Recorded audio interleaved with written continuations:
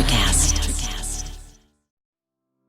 The thing for us that can be really challenging is, what am I doing wrong when I keep going around and around the same cycle and I can't get a different outcome? And for me in my life, when I started to really try and get to, why can I not get out of my own way? What is this perfectionism and people pleasing and imposter syndrome and the self-worth issues, the treatment that I would tolerate in my relationships and in business? Why is that so hard for me to overcome? Because I know the things to do and I couldn't just do it. And that's what really started my journey. Welcome to Hot Mess Magic, your safe space to embrace the messy and imperfect side of life. I'm your host, Michelle Burke, international best-selling author, speaker, and personal growth guide. And I believe that each and every one of us is a hot mess, whether we want to admit it or not. And that in this world of filters and facades, it's time to let them all crumble. So join me as we dive deep into the messy, hilarious, and sometimes heartbreaking moments we all experience. Together, we'll explore the reasons behind our mishaps, gain valuable insights, and learn how to navigate life's challenges with grace, resiliency, and even a little humor. We'll share stories and learn from experts and build a community of listeners who understand the ups and downs of life. So hit that subscribe button and leave a rating and review, and let's dive into this hot mess together. Remember, the mess is where the magic happens.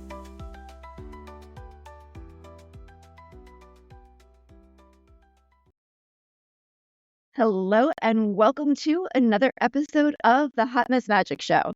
Today, we have an amazing guest who I cannot wait to share with all of you, Elyssa Smith. And I'm just going to let her introduce herself and her magnificence, because all that she's doing right now is just fantastic. Thank you so much. I'm so honored to be here. Thank you very much. I'm looking forward to our conversation. So my name is Elyssa Smith. I'm a trauma-informed life strategist, and I love, my life's purpose is to work with women founders who are scaling their businesses and help them with the things that are keeping them blocked and playing small.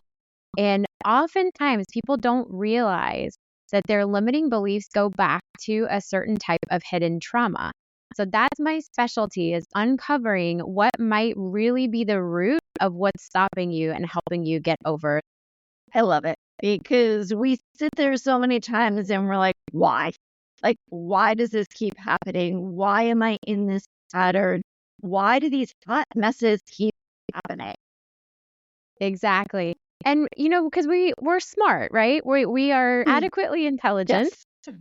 We have life experience. We are hard workers. We are high achievers. And the thing for us that can be really challenging is, what am I doing wrong when I keep going around and around the same cycle and I can't get a different outcome? And for me in my life, when I started to really try and get to, why can I not get out of my own way? What is this perfectionism and people pleasing and imposter syndrome and the self-worth issues, the treatment that I would tolerate in my relationships and in business? Why is that so hard for me to overcome? Because I know the things to do and I couldn't just do it. And that's what really started my journey. That's awesome, because I can relate to that. And I'm sure plenty of our listeners can relate to that as well, where it's like, you're doing all the things. Yes, exactly. Look for the reels on Instagram that tell us, how do we get over this? How do we do that? How do I get more organized? How do I manage my time better? And if that stuff isn't working, it's time to change up the way we're approaching it. Exactly. So how would you recommend changing it up? I think, honestly, it really all starts with the awareness. So if you are listening to this and you know that you are frustrated because you're still playing small, maybe you're playing small in your relationships and you're not asking for what you really truly deserve and want in your relationship.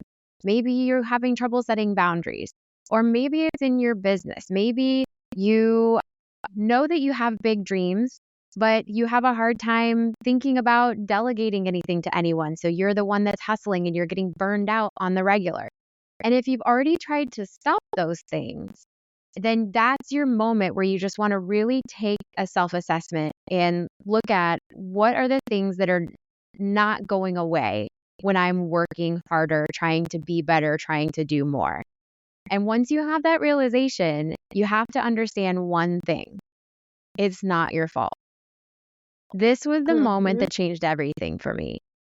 When I realized that the reason I was perpetuating the cycle of not being able to move to the next level that I knew I wanted, I knew I was capable of it, but I couldn't seem to do it.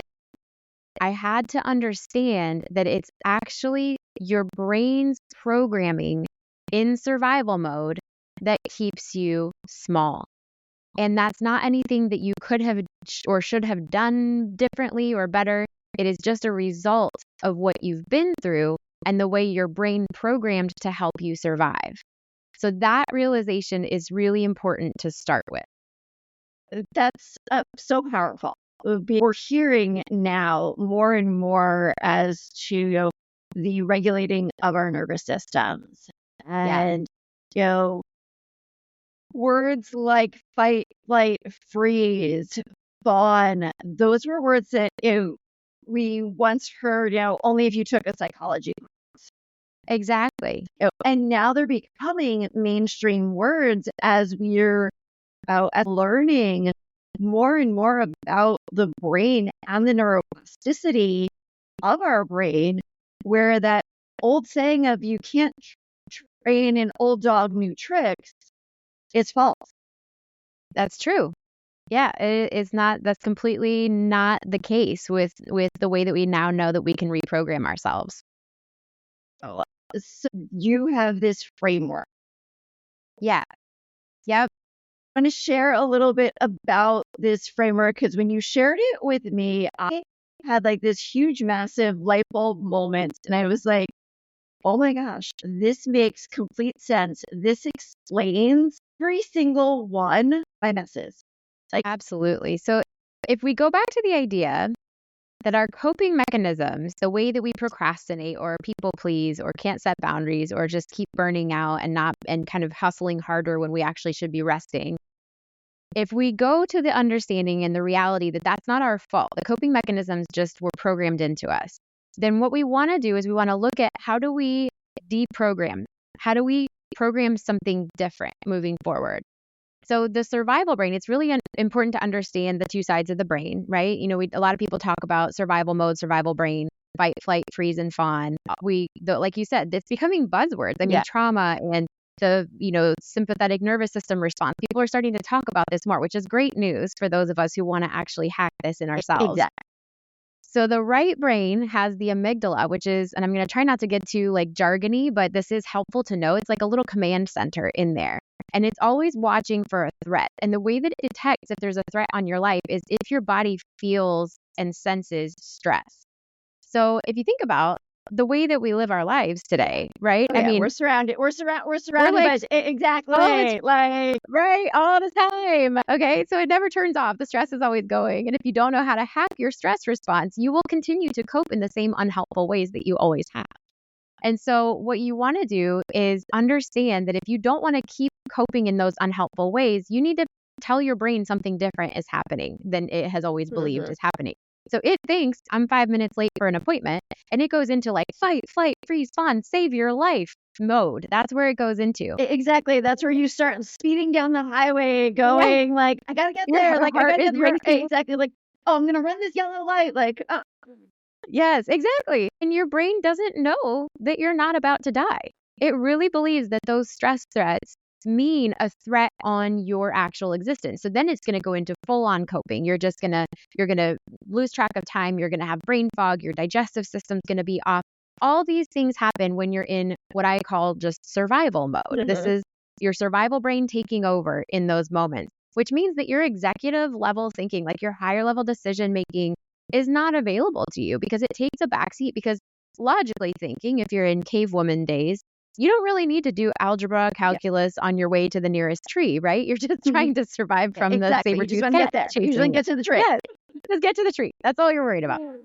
So So because that executive functions go offline, that's why we can't run our businesses effectively. That's why we end up in our hot messes sometimes, because that executive function is not available. So how do we speak to the brain to bring it back in balance? And actually, this is what I talked about in my TEDx talk, because in my TEDx talk, I specifically addressed procrastination, because a lot of people think I'm just a procrastinator. I can't even tell you how many hundreds of times it's my personality. I just procrastinate. I work better under pressure.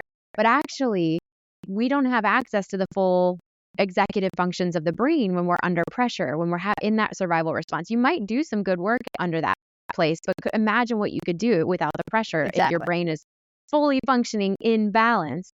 So I developed this stress framework to help people reprogram their immediate stress response so that they can keep their two sides of the brain in balance. And the first step in that process is safety. So the 3 S's, safety is the first one. And that just means put a pause, stop the trigger, take a break, and then the secret weapon is take 3 deep breaths in through the nose and out through the mouth.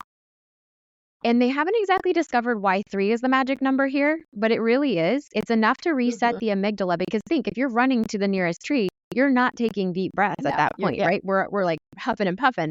So if you do things with your body that you would not be able to do if you were running for your life, your amygdala says, oh, wait, maybe I don't need to throw all these sabotagey coping mechanisms your way to save your life right now. Maybe we are safe. So by stopping and taking those 3 deep breaths, it's a huge relief to the whole body system. So if you just do that a few times a day, like one of the things I tell my clients to do is set an alarm when we're first doing the reprogramming together of their survival brain. I tell them to set a little alarm on their phone for once an hour to stop and take the 3 deep breaths. And then once you do it, you get into a habit of it, and then you'll start to feel the first signs of stress eventually, and then you just take that breath. And that was something that my niece, when she was younger, had a lot of anger, frustration. So one of the things that we would do with her was, and this is something that you can do with all little kids when they're having like that temper tantrum, they're having that fit because it's teaching them, is we would say to her, smell the flowers, blow out the candles. I love that. So it's That's a great way to do it. It's a great way to teach kids this way. Let's start teaching them these things at a younger age. So as they get to be more in school and middle school, high school, etc., and growing, they know how to cope, where they're not figuring this out in their 30s, 40s. Right? We're saving them decades of terrible experience. Yep, it's a really important, and it just seems so small. And when I first started doing nervous system regulation for myself as a part of my own, I was just my own guinea pig, man. I mean, I was out here taking, I was out here taking all of these trauma courses and learning to be a coach and trying to figure out, how do I teach this and how do I do this consistently enough that I have any business teaching it? And it just seemed, most of these tips seemed so small and so cheesy. And I was like, I don't buy this. I go big or go home kind of gal. Yeah, like, same here. I'm like, I'm doing this. I'm in all the way. If I'm not getting results, it's because I need to work harder, be better, do more. And I knew how to do that, right? And I know that you relate to that. So when I started to understand that actually this part of the brain is looking for little signals, it will read a little signal. And with enough little signals together, you can actually have a different experience of your entire life. And the second point kind of goes with this. So the second is self-nurturing. And you can call it self-care, but I feel like that term gets really overused. And misunderstood. And misunderstood. Like, you don't have to stop and take a spa day. You don't have to go to, if you want to go to the beach, go to the beach. If you can do that, like, stop everything, go take a big, nice, long vacation. I would love for everyone to be able to do that. If you can't, here's the next best thing. Again, showing the brain, I am safe. My needs are going to be met. That's the ultimate fear that the brain has, is my needs are not going to get met. We're going to die. It's very extreme. That little part of the brain, it's very powerful and very mistaken. So self-nurturing, this is how I break it down for my clients. It does not have to be something huge. Like it can literally just be one thing that nurtures a lot of your senses. So I'm holding up my little purple Minnie Mouse chic mug right here. And this, just making my favorite tea in the morning, hits 4 out of 5 senses. So I want you to think about, if you're going to do the 3 S's, you take your 3 deep breaths and then you go do something that nurtures as many of your senses as possible. So, if you can taste something nice, if you can smell something nice, maybe you're going to burn a candle. I'll hold up some things I've got on my desk here. Everything I own is sparkly. And it's because I like to look at this all day long. And so you want to surround yourself with things that nurture the 5 senses, because every time you have something little that makes your body feel good and that makes your senses recharge, it sends a safety message to that part of the brain. No need to sabotage. No need to stay in old patterns. We are safe.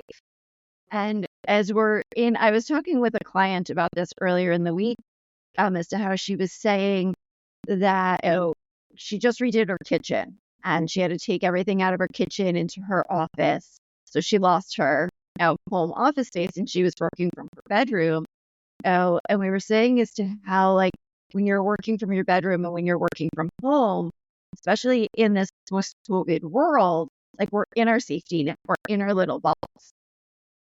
Yes. And as to how, like, in redoing her office now, and like now that she's got it back and like in setting it up, that was one of the things that I had said to her. I was like, make it your sanctuary. Yes. Okay? Make it your work sanctuary, because that's where you're spending a good chunk of your day. Exactly. So we need things that nurture us to just be around all the time. And it seems like it's just nice, like it's a nice idea, but it actually serves to help reprogram the brain if you're surrounded by things that you love. It's really a beautiful way to take care of yourself. Yeah. So the third S is safe support. And most women founders, especially that I work with, they're like, yeah, I've got good friends and I have, a good business bestie or something. And, and that's great. But here's my challenge on that. We need to really look at the people that we are including in our daily life, because as women, particularly, we get programmed that we should be nice, that we should be the bigger person, that we should be there for everyone else. And most of the clients that I work with, when we do an inventory, I call it the stoplight relationship check. So we have red light people, who are people who either occasionally or always make us feel bad about ourselves. That's essentially the bottom line. They might show narcissistic traits. They might show addiction traits. They might show invalidation or judgment. Sometimes it's even our family of origin. And I was just going to say that 99% of the time, it's our family. Yeah, it's your family. A lot of the time, interestingly, it can be a partner or someone that we're in contact with regularly, but we don't feel like we have a right to distance from or ask for something different. So we're looking for those red light behaviors in the people that we are saying are our supports. We're looking for yellow light people. We want to identify those as people who occasionally have like a red light trait, but sometimes are really good. Like, I think everyone should have a fun friend. Yes. Someone that you don't dive deep with, but you can just call up on a whim. You go do something crazy and it's fun. But what I'm talking about in this third S step of the framework is only green light people. So you want to be constantly in contact, daily at least, with at least one green light person. This is somebody who, if you share a win, there's no jealousy. They're not threatened. If you share a weakness or a low, they do not judge. They just hold space and they validate you. They save room for all of your feelings. And also there's a give and take. It's not just one-sided where you're listening to her all the time and you're her safe space, but she doesn't have time for you. So it's somebody who there's, an equal share of the relationship burden. And when it's that way, it doesn't end up being a burden. So a lot of women feel like they are a burden if they bring their difficulty to another woman, especially if they know that that other woman is having challenges. I can't tell you how many times I have worked with women who are like, well, I'm not going to tell my best friend or my business bestie because she's already dealing with something hard. But here's the thing, I always flip it on them and I say, if you're dealing with something hard and your best friend is also dealing with something hard, do you want her to make the choice for you that you're not allowed to know what she's going through because she knows you're going through something hard? No, we all want that choice for ourselves. So Yeah. we have to have the people in our lives that are safe. And that's the reason that is the third S, is because if your brain believes that you're isolated, it thinks that you're going to be picked off from the herd. It's like a death threat to be isolated in that amygdala part of your brain. So you want to make sure that you are feeling really connected, especially when you're going through stressful times. With those three S's combined, the safety, self-nurturing, and support, your brain will start to have a whole new experience of your day-to-day life. And you actually have a shot to long-term reprogram the old messages. It's amazing. We can just something that is so, this is where like it blew my mind, where something so simple as, doing, something as simple as, a cup of tea or a cup of coffee, or that glass of wine. And then having that support system, like it's on some levels, it's common sense if we think about it.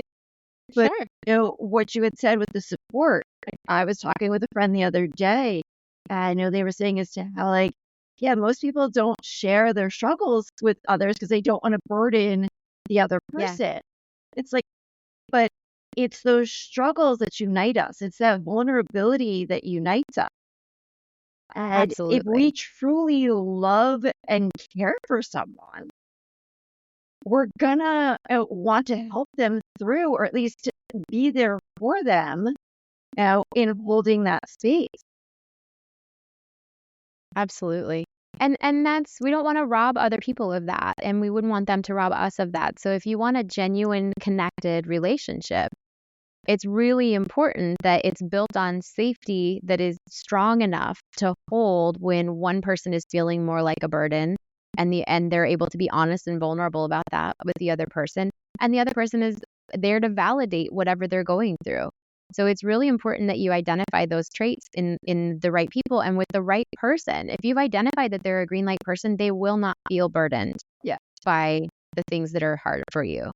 And it's holding that space. Like if you're that green light person for someone else, it's just holding that space and not interjecting where, like, oh, I've been through something like that, or oh, I have a client who's been through something like that. It's like, you're not there to give the advice in that moment. It's a matter of just holding that space and listening, and really listening.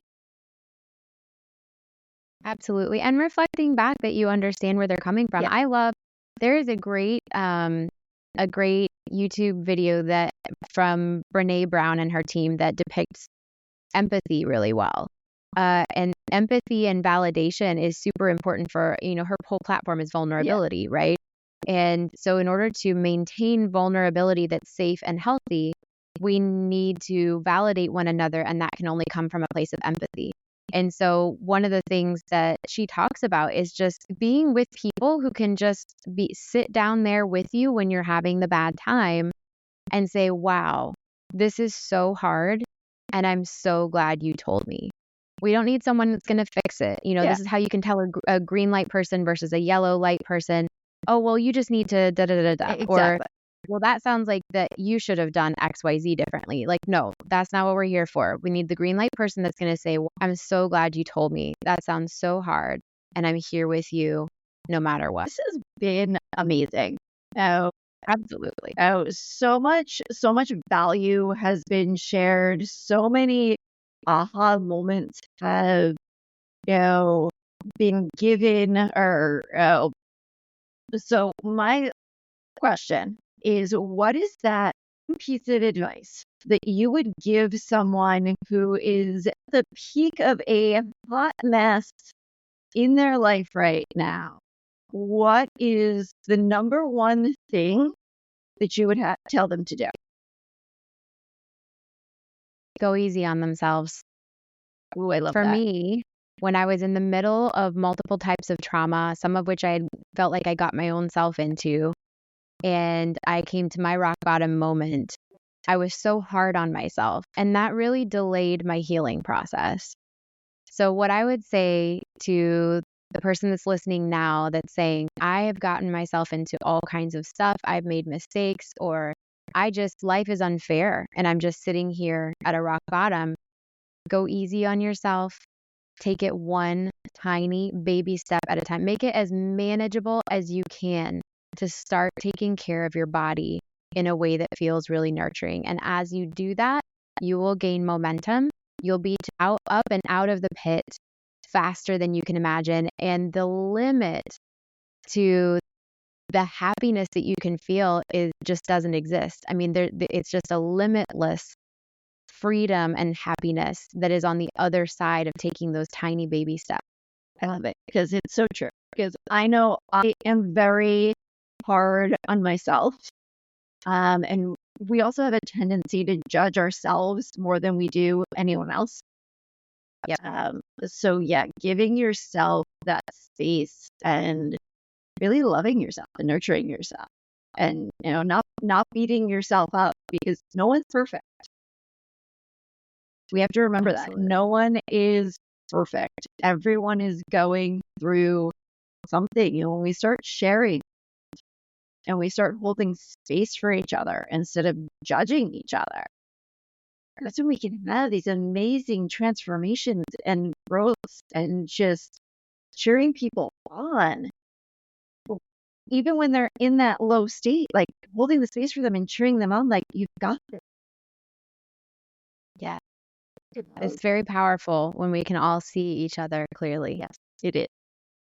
So how can people get in contact with you?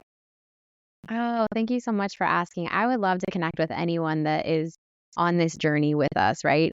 So on Instagram, I'm Elyssa, ELYSSAC Smith, and that's my handle. And I'll send you all the links so that you have and we'll put them all in the show notes. Yep. Yeah, perfect. And then I also have a free Facebook community called the Stress Less Lounge. And it's women only. And we are women who are looking to heal and get rid of our limiting beliefs as we scale our businesses and our lifestyle freedom. I love it. I will definitely be checking that group out myself because let's face it, we all can use less stress in our lives.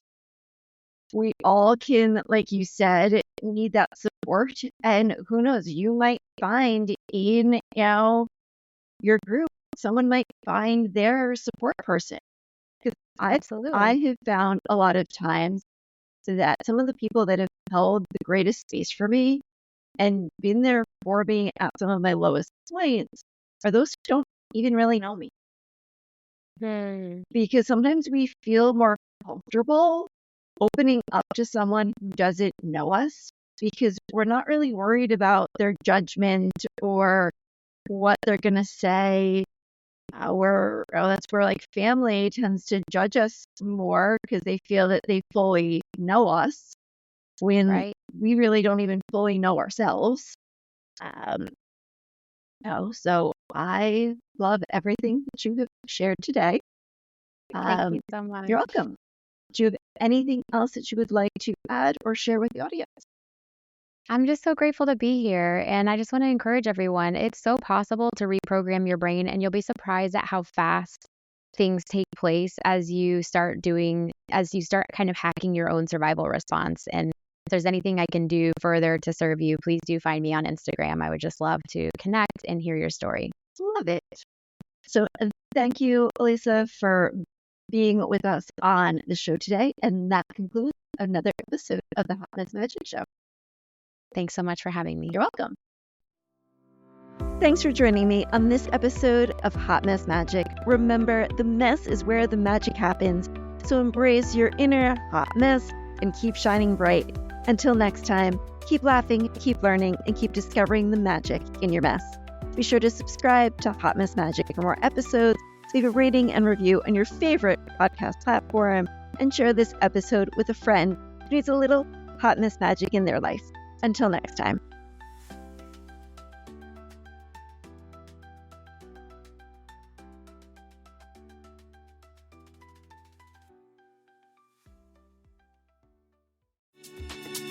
Hey guys, it's Miriam Love here, and I want to share something very special with you. Check out my new release, All In, the Spanish remixes, out now on Electric House Records. And always remember, be love, share love, all love.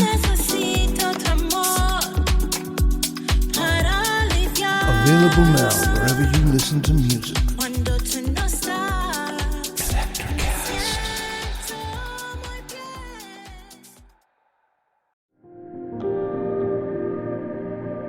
Everyone has heard about the U.S. space program, but what is actually going on at NASA? Get the real story in 4 minutes or less with the NASA Daily Podcast from Electrocast. Join astronauts and researchers as they conduct groundbreaking experiments, work on the International Space Station, and reach for the stars.